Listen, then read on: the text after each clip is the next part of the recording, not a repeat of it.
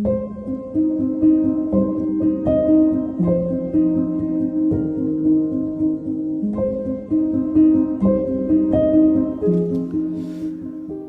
말씀에 드리는 제목은 천국복음이다 라는 말씀입니다. 이 마태복음을 우리가 보게 되면 이 마태복음의 천국이라고 하는 말이 최초의 3장부터 시작을 해서 계속해서 마지막까지 천국이라고 하는 말씀이 거듭거듭 나옵니다. 제가 이렇게 성경책을 읽어보면은 맨 처음에 마태복음 3장에서 침례자 요한이 첫 메시지가 회개하라, 천국이 가까웠느니라. 두 번째 마태복음 4장에 보면 예수님이 공생애를 시작하시는 첫 메시지가 뭐냐고 하면 회개하라, 천국이 가까웠느니라. 이 천국 복음을 계속 말씀을 합니다. 그 다음에 마태복음 5장에 보면 마태복음 5장에 또 예수님께서 저 유명한 산상수훈의 말씀을 통해서 우리들에게 심령이 가난해야 천국에 간다라고 하는 천국 말씀을 또 들려주십니다. 이렇게 처음에만 시작된 것이 끝나는 게 아니라 계속해서 마태복음을 읽어보면 마태복음 13장에 보면 천국에 관한 비유를 7가지 비유를 들어서 또 천국을 설명을 합니다. 또 마태복음 18장에 가보면 어린아이같이 자기를 낮추는 자라야만이 천국에 갈 수 있다라고 하는 말씀을 또 천국을 말씀을 합니다. 또 마태복음 20장에 보면 천국은 마치 아침 9시부터 시작해서 오후 5시까지 포도원 농장에 일꾼을 부르시는 그런 일꾼을 부르시는 주인의 심정을 표현을 하고 있습니다. 그 다음에 마태복음 22장에 보면 자기 아들을 위해서 혼인잔치를 배설을 하고 청한 사람을 초청하는 내용의 천국 비유가 나옵니다. 또 마태복음 25장에 보면 등불을 들고 신랑을 맞으러 나간 10처녀 비유를 천국 비유로 말씀을 하고 있습니다. 여러분, 제가 이렇게 마태복음을 3장부터 4장, 5장, 13장 쭉 연결돼서 이 말씀드리는 말씀의 맥락을 보시면 이 마태라고 하는 사람이 천국이라고 하는 말을 얼마나 많이 하냐 하면 32번이나 반복해서 말을 합니다. 근데 마태라는 사람이 천국만 말을 하면은 그런 줄로 아는데 마태복음은 또 12장 28절, 19장 24절, 21장 31절, 43절 4번에 걸쳐서는 하나님의 나라라고 하는 말씀도 합니다. 그래서 이 마태복음에 보면 마태복음에는 주로 많은 말씀이 32번이 천국에 관한 말씀을 핵심적으로 말씀하는가 하면 그와 동일한 의미로서 4번에 걸쳐서 하나님의 나라라고 하는 말씀도 또 동일하게 하시더라는 얘기입니다. 여기서 우리가 깨달아지는 귀한 진리는 천국이라고 하는 말이나 하나님의 나라라고 하는 말은 같은 말이다, 그렇게 이해를 하는데 이 사실이 어떻게 증명을 하냐면은 원문이 증명을 해요. 원문이 천국이라고 하는 말은 헤 바실레이아 톤 우라논, 이 말을 영어로 번역을 한다고 하면은 The Kingdom of Heaven이라고 이렇게 되어 있습니다. The Kingdom of Heaven, 이 하나님의 나라를 갖다가 천국이라고 하는 말은 헬라 원문에도 보면 헤 바실레이아 톤 우라논이라고 하는 말이 영어로 번역하면 The Kingdom of Heaven이라고 하고, 또 4번에 걸쳐서 하나님의 나라라고 하는 말은 또 무슨 말이냐면 헤 바실레아 투 데우, 이 말을 영어로 번역하면 킹덤 오브 갓. 그래서 킹덤 오브 헤븐이나 킹덤 오브 갓이나 다 똑같은 뜻이라고 하는 것이 이 마태복음에서 우리에게 깨우쳐주는 진리라는 얘기입니다. 그러면 여러분, 왜 마태라고 하는 사람은 복음서에서 3장부터 시작해서 마지막까지 천국만 얘기를 하는 그 주된 이유가 무엇일까? 여러분들, 이 마태라고 하는 사람이 천국의 복음을 말을 하려고 할 때에 그렇게 반복돼서 말하는 것만 깨닫는다고 하면 우리는 1차적인 진리만을 깨닫는 그런 하나의 협소한 이해가 됩니다. 마태복음을 제대로 깨달으려고 하면 천국에서 말씀하고 있는 마태의 말씀과 이 말씀이 점진적으로 진행이 돼가면서 되는 말씀과의 이 질적인 차원이 엄청나게 달라진다고 하는 사실을 여러분이 파악을 하셔야 이 마태복음의 진리를 제대로 깨달아지는 놀라운 진리를 얻게 됩니다. 여러분, 오늘 여러분에게 꼭 이해해야 할 수 있는 말씀이 마태라고 하는 사람이 마태에서부터 시작해서 처음에 3장부터 4장부터 5장부터 13장부터 18장, 20장, 22장 계속적으로 똑같은 말을 하고 있는 것이 천국이라고 하는 말은 하지만 그 천국이라고 하는 말 속에는 깊은 단계가 점진적으로 진행된다고 하는 사실을 여러분이 동시에 이해를 하셔야 한다는 얘기입니다. 여러분, 마태복음 4장에 예수님께서 회개하라, 천국이 가까웠나니라. 여기 회개라고 그랬어요. 회개. 천국이라고 하는 것은 어떤 사람이 얻어지는 건가? 회개라고 하는 사람을 회개하는 사람이라야만이 천국을 얻는다고 그러는데, 이 회개라고 하는 말이 이 원문에 보면 메타노이아라고 하는 말입니다. 메타노이아. 이 말은 무슨냐고 하면 원문의 뜻이라고 하는 것은 방향 전환을 하라 하는 뜻입니다. 근데 이 말을 영어 성경으로 repentance, 눈물 짜고 울며 짜고 하는 것을 회개라고 얘기를 하는데 이건 전혀 성경의 진리와는 관계없는 얘기입니다. 물론 하나님 앞에 회개할 때에 눈물 짜고 콧물 짜는 정적인 요소도 있습니다. 하나 메타노이아라고 하는 말은 예수님께서 우리에게 가르쳐 주신 그 회개라고 하는 말은 네가 가던 이 방향이 각도가 달라지든지 방향이 달라지든지 어떤 방향이든지 각도가 달라지고 방향이 달라져야 한다는 말이 회개란 말이지 눈물 콧물 짜는 게 회개야 아니라는 얘기입니다. 이 한국교회가 이 회개라고 하는 말을 제대로 정확하게 우리에게 의미 전달을 안 돼 있기 까닭에 부흥해서 열심히 해서 눈물 콧물 짜면 회개했다고 얘기합니다. 그리고 자기가 언제 자기가 잘못을 깊이 뉘우쳐가지고 통절하게 뉘우치면 회개한 줄은 천만에 그런 것도 하나의 정적인 요소이지만 성경이 말하는 회개라는 것은 예수님 만난 그 즉시에 방향이 각도가 달라져야 한다는 거예요. 각도가. 여러분, 오늘 이 마태복음 4장에 있는 이 말씀을 통해서 우리가 깨달아야 할 회개의 정의를 분명하게 알아야만 예수를 제대로 믿는 거예요. 오늘날 예수 믿는 사람이 리펜텐스라고 하는 말만 들고 있기 때문에 이 말이 입력이 돼서 눈물 콧물 짜고 울고 불고 그래서 가슴을 찢고 가슴을 통회한 적이 있으면 그게 회개한 적이라고요. 여러분, 그런 회개는 불교에도 있고 이슬람에도 있고 다른 데도 얼마든지 있습니다.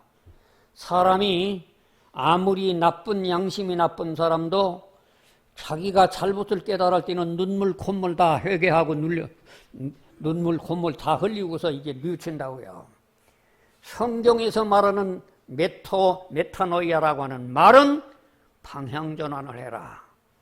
네가 지금까지 이제까지 살아왔던 네 인생의 방향, 지금까지 추구해왔던 그 방향이 각도가 다르든지 어떤 입장이 있든지 방향이 달라지는 그 순간을 예수님께서는 우리에게 회개라고 하는 말로 우리에게 말씀을 가르치고 있다는 얘기입니다. 그 다음에 마태복음 5장에서 천국은 어디서부터 시작이 되느냐라고 하는 것은 심령에서 시작이 된다고 하는 것을 말씀드리고 있는데, 여러분, 회개했다고 하는 말은 무슨 말이냐면은 눈물 콧물 흘리는 뉘우침과 함께 방향전된 사람에게는 심령 속에 천국이 임해온다는 말은 하나님의 나라가 성령에 임재하시는 심령의 변화가 있는 것을 마태복음 5장에서 말하는 심령의 천국이라고 말을 합니다. 여러분, 우리가 교회를 수십 년 다녀도 성령으로 변화되지 않는 사람들에게는 그 속에 성령이 내재하지 않기 때문에 기분이 좋을 때는 성령님이 오는 것 같고, 내가 좀 잘 사는 때는 예수님에게 가까운 것 같고, 내가 잘못 살 때는 멀어진 것 같고, 이런 왔다 갔다 하는 성령님이 아닙니다.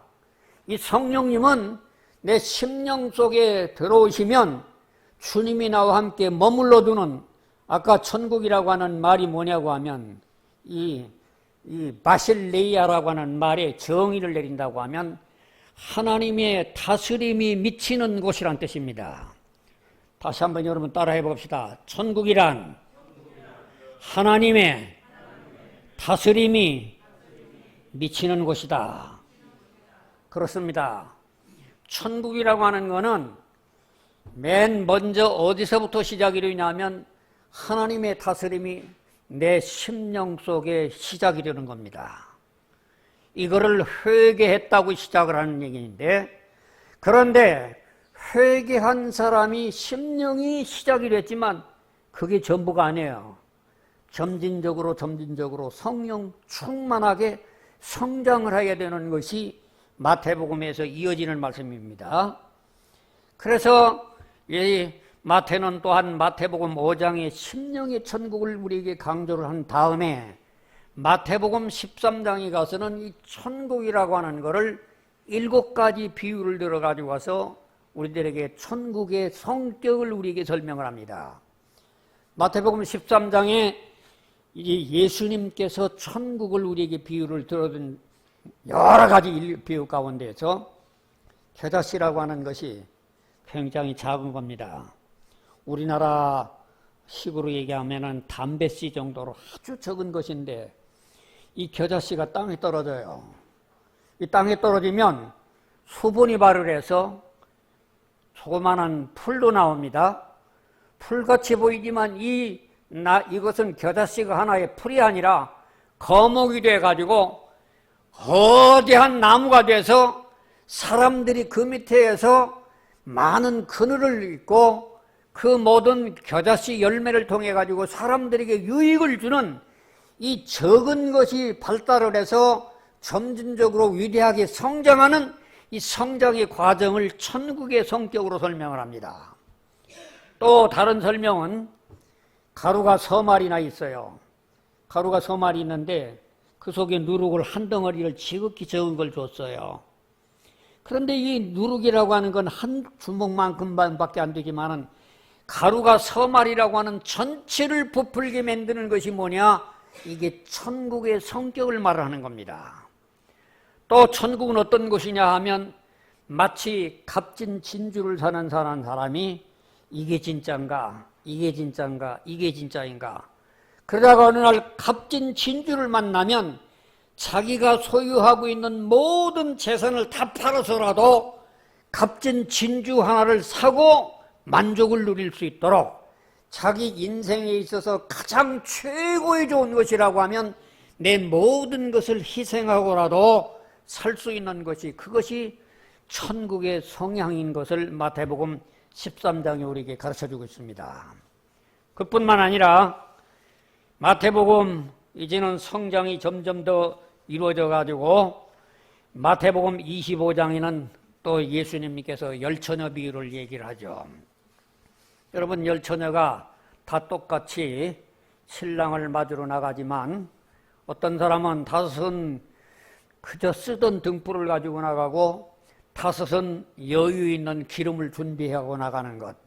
여러분, 천국이라고 하는 것, 주님이 임해오는 나라가 우리가 생각하는 것처럼 금방 손쉽게 오지 않냐고 도적처럼 갑자기 임해오는 그 천국을 준비하려고 하면 우리가 평소에서부터 기름을 준비하고 등불만 가지고서 나가는 게 아니라 또 다른 여유 있는 기름 준비를 하는 사람이라야만이 마지막 환난 때에 마지막 주님을 만날 수 있는 그런 천국 비유가 이 마태복음 25장에서 나타나는 비유라는 얘기입니다. 제가 이렇게 마태복음 3장, 4장, 5장, 13장, 18장 쭉 이 모든 말씀을 드리는 이유는 여러분이 깨달아야 할 천국의 개념이라고 하는 것이 처음에는 회개하는 자에게 천국이 임해오는 것이고, 천국이 임해오는 것은 성령님께서 우리들에게 오시는 것이 그게 천국인데, 이 성령님이 우리에게 임재하시는 이 성령님은 그냥 가만히 정체된 상태가 아니라 점진적으로 확대가 될 뿐만 아니라 능력이 나타나서 장성한 분량까지 성장하게 되는 이러한 확장성이 있다고 하는 것이 마태가 우리들에게 깨우쳐주는 천국의 진리를 우리에게 설명해주는 진리라는 내용의 말씀입니다.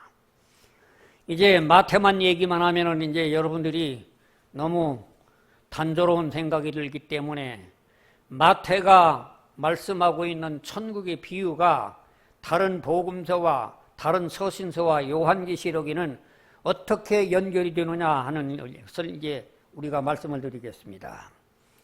여러분, 마태는 분명히 우리 인간의 심령 속에 천국이 임재하는 것을 말씀을 해주고 있었어요.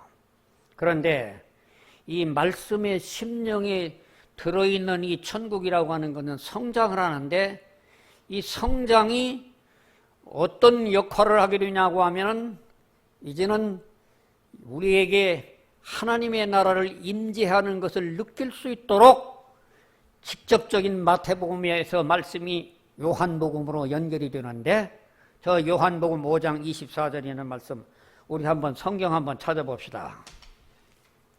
이 말씀은 너무 중대한 말씀이기 때문에 요한복음 5장 24절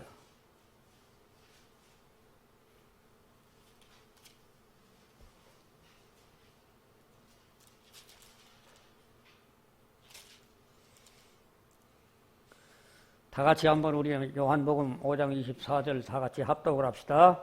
내가 진실로 전실로 너희에게 이르노니 내 말을 듣고 또 나 보내신 이를 믿는 자는 영생을 얻었고 심판에 이르지 아니하나니 사망에서 생명으로 옮겼느니라.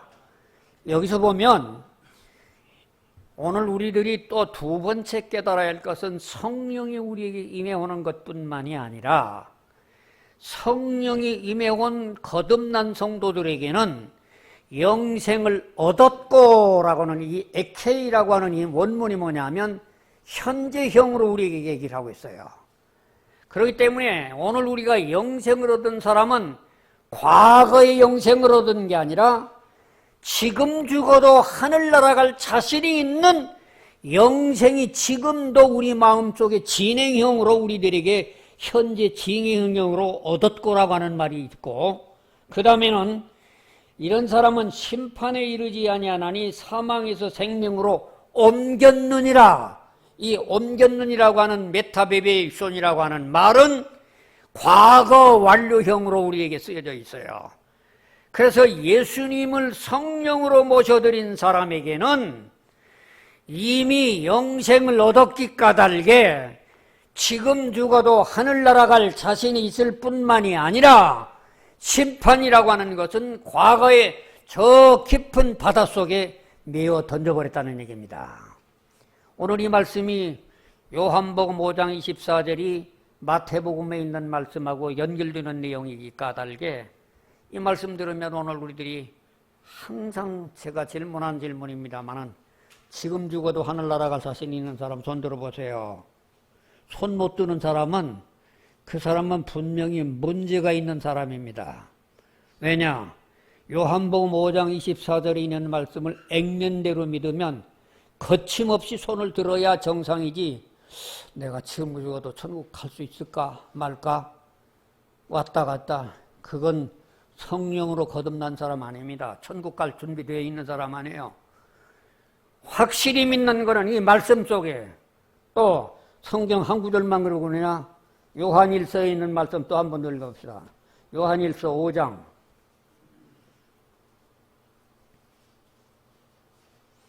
13절에 있는 말씀, 요한일서 5장 13절에 있는 말씀 같이 읽어봅니다. 내가 하나님의 아들의 이름을 믿는 너희에게 이것을 쓴 것은 너희로 하여금 너희에게 영생이 있음을 알게 하려 함이라.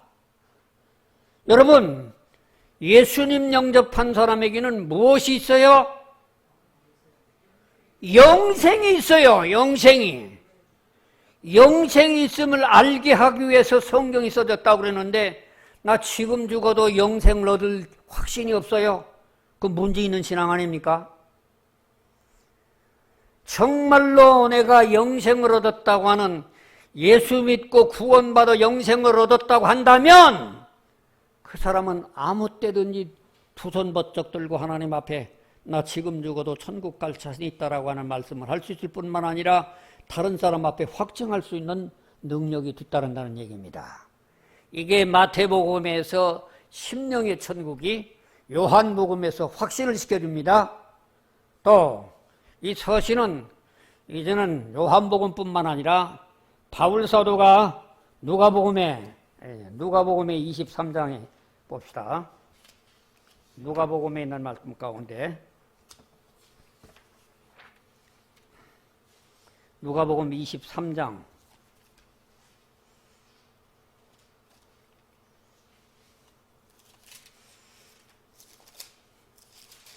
누가복음 23장 43절에 있는 말씀인데 아주 이게 너무 귀중한 말씀이기 때문에 누가복음 23장 43절 다 같이 우리 한번 같이 읽어볼까요? 다 같이 예수께서 이르시되 내가 진실로 너에게 이르노니 오늘 네가 나와 함께 낙원이 있으리라.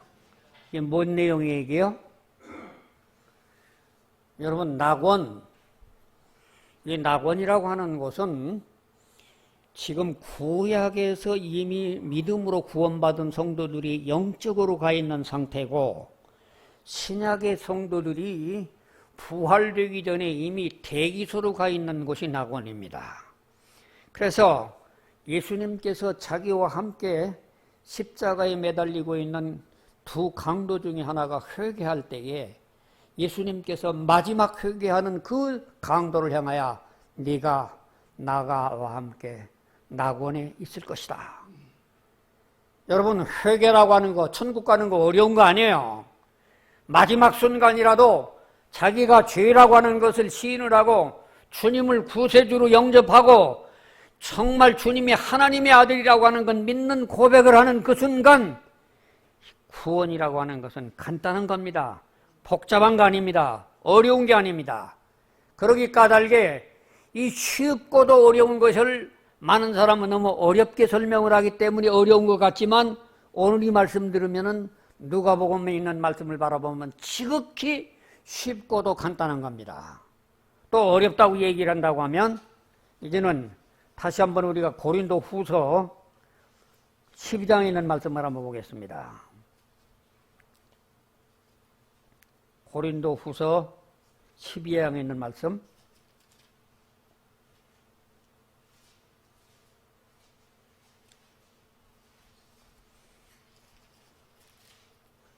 고린도 후서 12장에 있는 말씀은 2절부터 4절까지를 제가 읽겠습니다. 내가 그리스도 안에 있는 한 사람을 아노라. 14년 전에 그가 셋째 하늘에 이끌려 간지라 그가 몸 안에 있었는지 몸 밖에 있었는지 나는 모르거니와 하나님은 아시느니라. 내가 이런 사람을 아노니 그가 몸 안에 있었는지 몸 밖에 있었는지 나는 모르거니와 하나님은 아시느니라. 그가 낙원으로 이끌려가서 말할 수 없는 말을 들었으니 사람이 가히 이르지 못할 말이로다. 예. 여기 보면 바울 사도가 참 신령한 체험을, 뭔 체험을 했냐고 하면은 삼층천에 가는 체험을 했는데, 그 삼층천이 무슨 천인국이냐? 요즘 현대 과학자들은 말하기를 삼층천이라고 하는 건 옛날 사고방식이고 요즘 없는 것이다 얘기하지만, 오늘 이 성경의 진리 가운데 있는 것은 오늘 우리가 알고 있는 이 대기권 밖에 많은 사람들은 태양계를 알고, 태양계 밖에는 블랙홀이라고 하는 큰 은하계가 엄청난 큰 압력을 가지고 있는, 그런 지구력을 가지고 있는 그 은하계가 상상할 수 없는 세계가 삼층천이라고 하는 이런 천국인데, 그 삼층천의 세계 가운데가 바로 낙원이라는 얘기입니다. 그래서 이런 낙원에가 있는 성도들이 어느 때에 이 지상에 오느냐?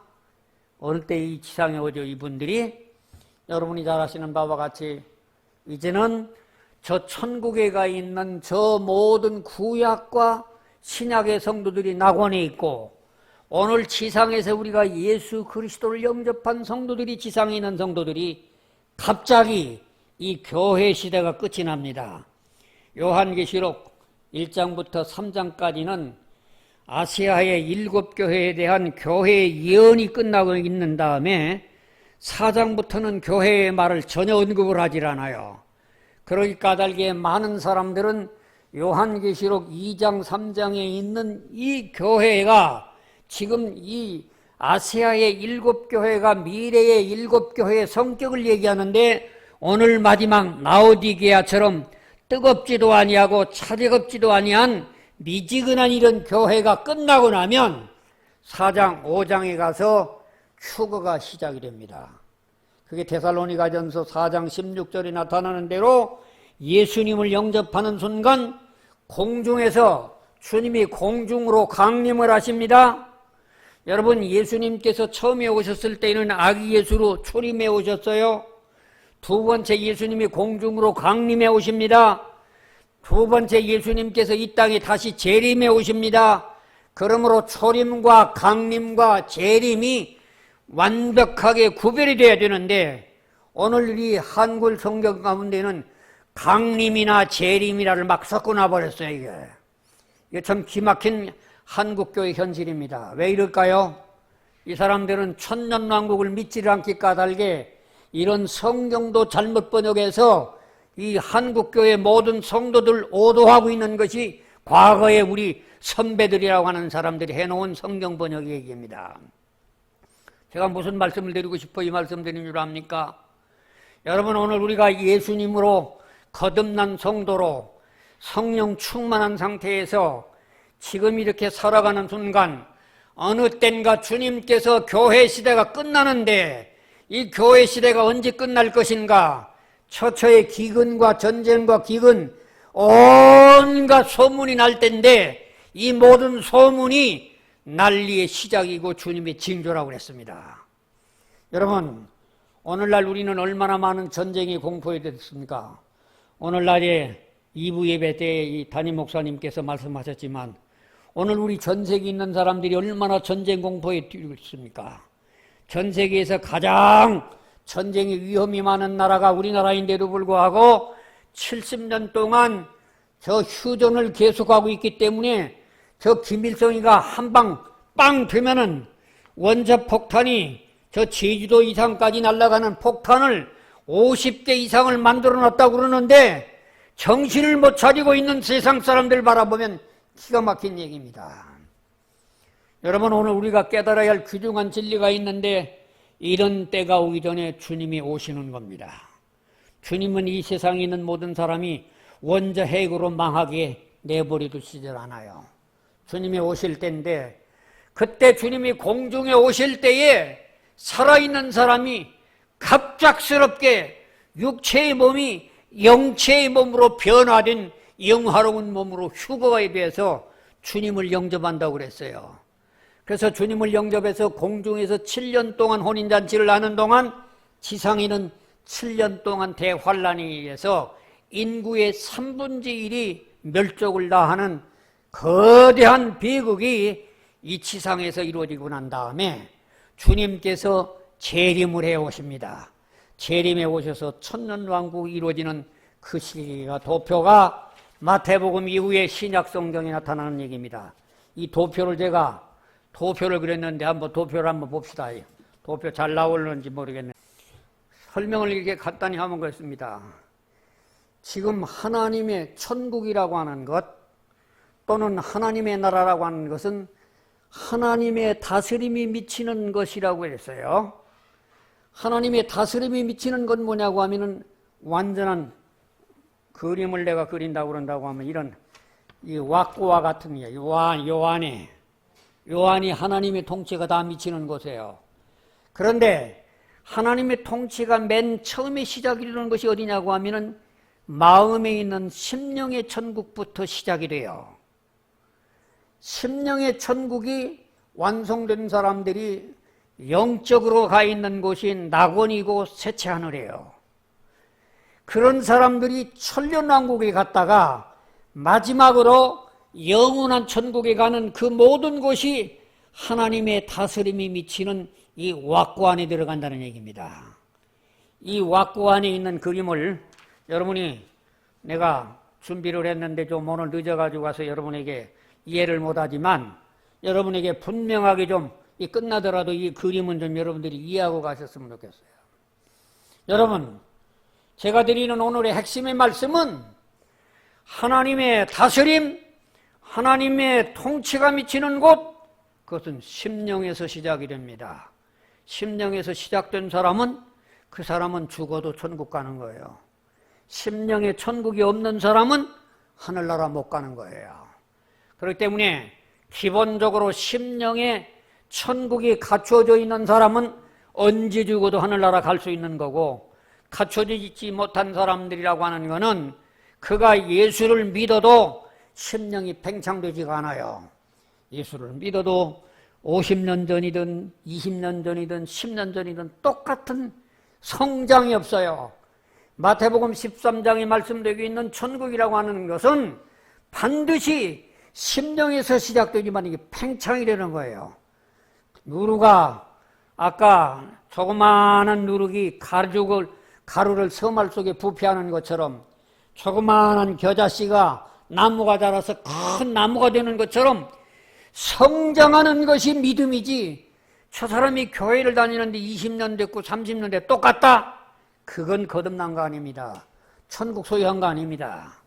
그 사람에게 분명히 자기 속에 예수가 들어있는 사람은 성장하게 돼 있고, 그런 사람이라야만이 아무 때든지 죽어내도 낙원에 갈 수가 있고, 그런 사람이라야만이 부활에 참여할 수 있고, 그런 사람이라야만이 주님과 다시 재림을 하고, 그런 사람이라야만이 천년왕국을 들어갈 수가 있어요.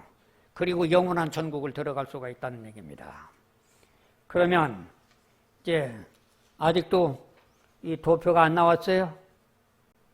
도표가 여기 나와 있네요. 나와 있는 보입니까? 마태복음에 보면은 지상에서 천국, 심령천국 마태복음 5장, 또는 천국의 확장성 마태복음 13장, 천국의 투쟁성 마태복음 25장. 여기 하얀 밑면이 뭐냐고 하면 여기 이 지상에서 이루어지는 내용이에요. 그리고 2번에 가서 죽은 성도들이 영혼 상태로 가 있는 낙원과 삼층천이 있고 천년왕국이 있고, 맨 마지막에 4번이 이루어질 영원한 천국은 맨 마지막에 있어요. 요 네 왁고가 다 뭐냐? 이 왁고에 들어가 있는 전체 그 틀 안에 들어가 있는 것이 천국이라는 말, 하나님의 나라 또는 하나님의 왕국이라는 의미가 요 네모의 왁구 안에 다 들어간다는 뜻이란 말이 천국이라는 얘기란 뜻이에요. 여러분이 오늘 이 말씀만 이 네모의 귀퉁이 안에 들어가 있는 네 개의 개념, 현재 우리는 하얀 테두리 안에 살고 있어요. 그러나 미래의 소망은 2번, 3번, 4번까지로 연장이 돼서 우리가 거기까지 확대가 될 수 있는 그런 것을 우리가 희망을 삼는 것이 천국의 소망이라고 얘기를 합니다. 이제 제가 마지막으로 말씀을 드린다면, 그러면 당신이 천국을 갈 수 있는지 아니면 못 갈 수 있는지 그걸 알 수 있는 방법이 없을까요? 있어요. 오늘 제가 마지막으로 천국을 소유한 자에 대한 방법을 확인하는 방법을 제가 말씀을 드리겠습니다. 어떻게 알 수 있을까?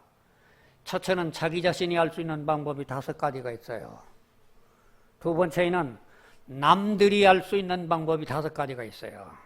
첫째, 자기가 천국을 갈 수 있는지 없는지 아는 것은 뭐냐면 자기 자신이 내적으로 증거를 해주는데, 뭐냐면 주님을 영접하기 이전의 BC, Before Christ라고 합니다.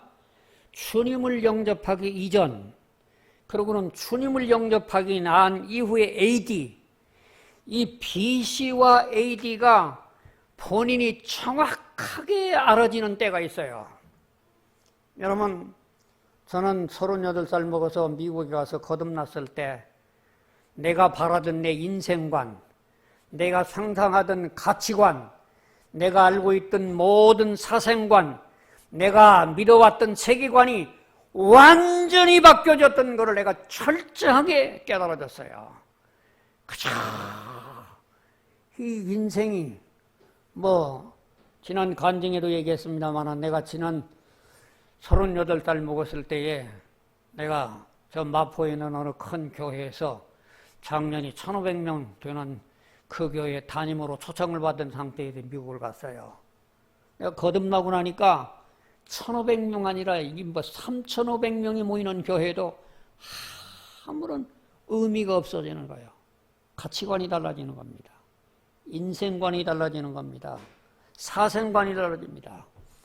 자기가 살아오면서 내가 어느 때인가 목사님 설교를 들을 때였든지, 아니면 어느 때 누구에게 어떤 좋은 충고를 들었든지, 어떤 사고를 당했든지, 어느 인생 토막 가운데서 내가 그런 BC와 AD라고 하는 구별이라고 하는 이런 시점에 있는가 없는가, 이건 자신이 아는 얘기예요.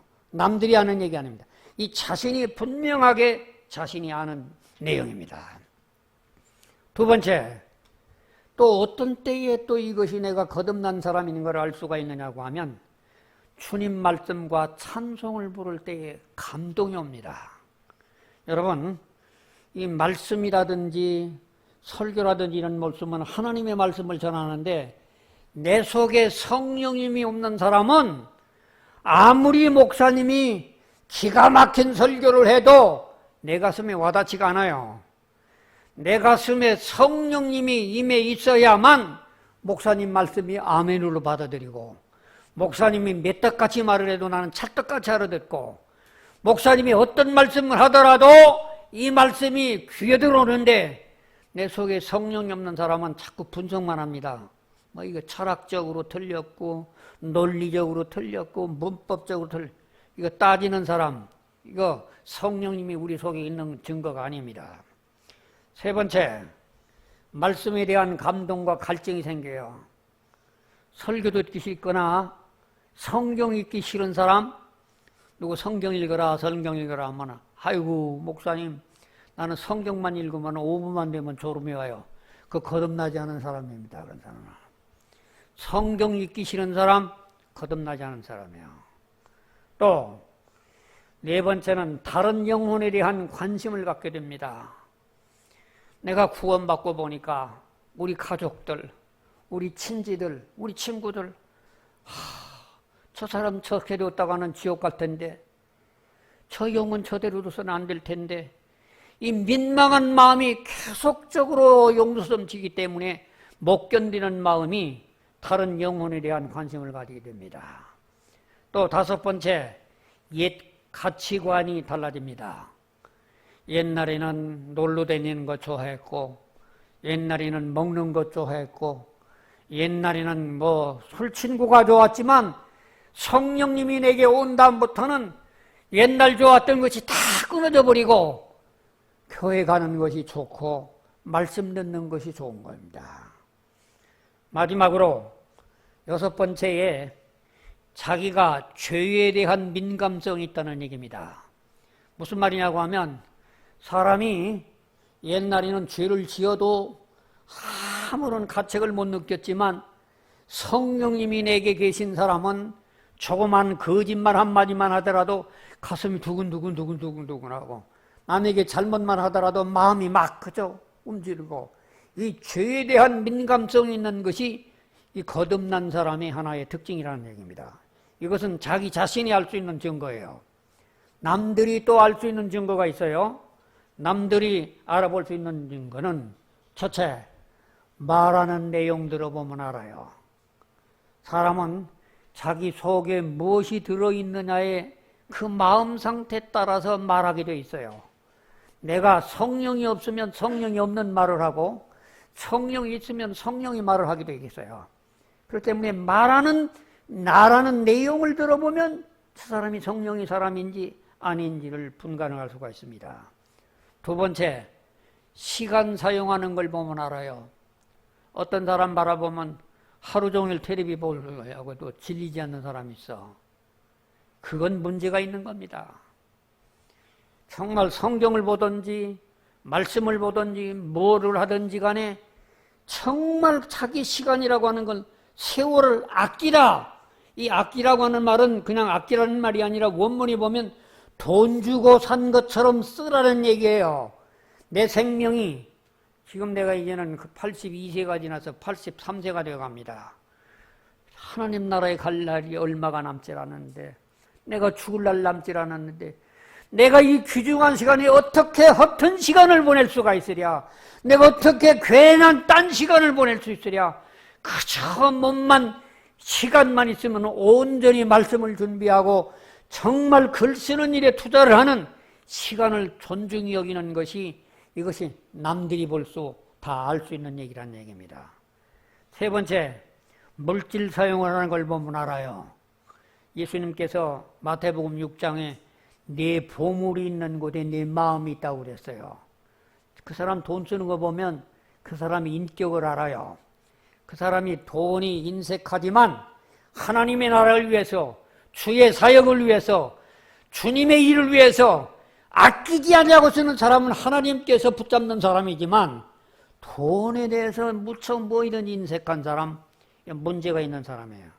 네 번째, 교제권이 달라져요. 만나는 사람, 옛날에는 아무나 만났어요. 그러나 예수 믿고 거듭난 사람들은 절대로 아무나 안 만납니다. 영적으로 통하는 사람하고 만납니다. 영적으로 교류가 되는 사람하고 만납니다. 다섯 번째, 삶의 방향과 가치관의 우선순위. 방향이 다릅니다. 삶의 방향이. 그 사람이 갑자기 달라지진 않아도 점진적으로 주님을 향해서 천국을 향해서 그 방향이 달라져 가고 있습니다. 마지막으로 삶의 열매가 있습니다. 오늘 우리는 육신으로 보면 육신의 열매들이 아들딸이 있죠. 영적으로도 우리에게 열매가 있습니다. 우리들이 전도한 사람들이 구원받게 되고 우리들이 복음을 전한 사람들이 다시 교회로 돌아오고 이 열매들이 뒤따르는 것이 이것이 증거가 외적으로 나타나는 증거입니다. 여러분, 이상으로서 제가 말씀드리는 것은 천국이 이렇게 소중한 것을 깨달았고 마태라고 하는 사람은 마태복음 3장부터 시작해서 마지막까지 천국의 귀한 진리를 깨우쳤기 까닭에 오늘 우리는 이 천국을 소유한 자로서 이 세상에서 담대하게 살 수 있기를 바랍니다. 여러분들은 오늘 이 말씀이 여러분에게 정말 깨닫는 말씀이 되고 다음 주에는 이것과 정반대가 되는 지옥이 얼마나 지긋지긋한 것인가.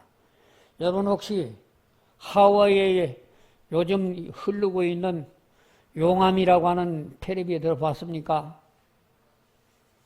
저는 현장에 가서 바로 뭐 몇 미터 전방에 있는 용암을 구경 봤어요.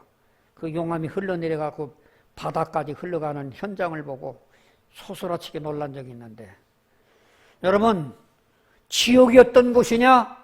바로 불과 유황이 끓는 그 용암처럼 타는 곳이 지옥이라고 그러는 거예요. 여러분, 천국 못 가면은 중간지대 없어요. 천국 못 가면 지옥 가요. 여러분, 다음 주에는 우리 지옥에 관한 말씀을 들으면서, 오늘은 저나 여러분이 한 사람도 지옥 가지 아니하고 천국 갈 수 있도록 여러분에게 이 천국의 복음이 여러분에게 깊이 깨달아지는 은혜가 있기를 주님의 이름으로 축원합니다. 하나님 아버지 감사합니다. 오늘도 우리에게 귀한 시간 주셔서 마태가 깨우쳐준 귀한 천국 복음을 우리가 이렇게 같이 나눌 수 있게 해주셔서 참 감사합니다. 하나님, 이 말씀 들은 말씀 잘 깨닫고 잘 박힌 모처럼 우리 가슴 속에 깊이 박혀서 이 땅에 사는 동안 여기 이 말씀 듣는 사람들 가운데 한 사람도 지옥 가는 사람이 없고 모두 다 천국 가서 우리 다 같이 즐겁게 만날 수 있는 그날이 올 수 있도록 우리 모두를 축복해 주시옵소서. 예수님 이름으로 축복하며 기도합니다. 아멘. 감사합니다.